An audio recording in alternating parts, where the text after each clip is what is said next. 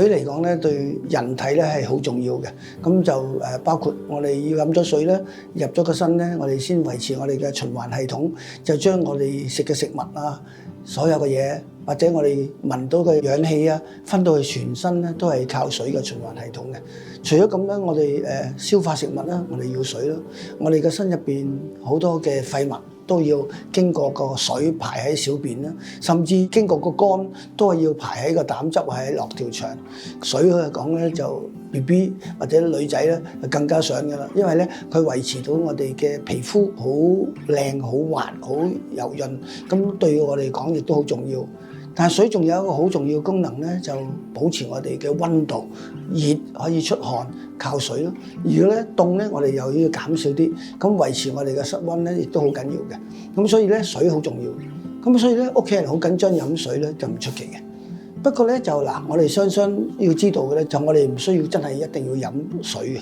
我哋食咗嘢，飲到個水，飲到其他嘅嘢，入咗個身入邊咧，變咗做水嘅分子咧，係一樣嘅效果嘅，所以一定咧唔需要一定逼個小朋友飲清水嘅。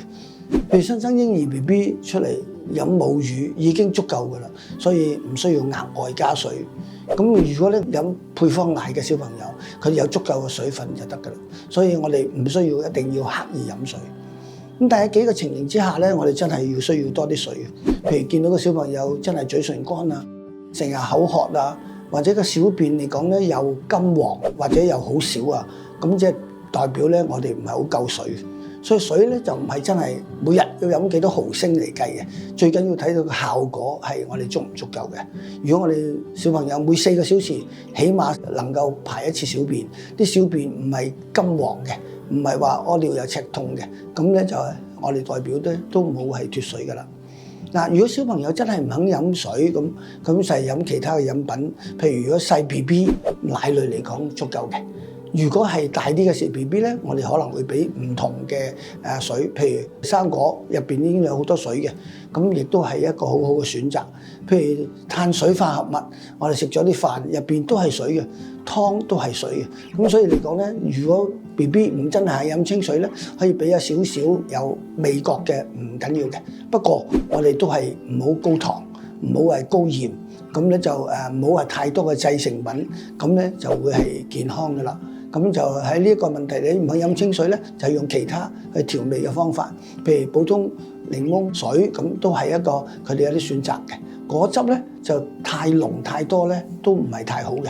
所有即係生果果汁雖然係好，但太多咧對佢哋嘅血糖都唔係一件好事。所以如果 BB 唔肯飲水或者小朋友唔肯飲水咧，我哋可以俾一啲少少啲嘅味覺，不過唔好太濃嘅。同埋咧就小心咧，唔好太多糖分咧，令到佢哋會蛀牙或者有其他嘅地方。咁你就養成良好嘅飲水習慣，良好嘅排小便嘅習慣都係好重要嘅。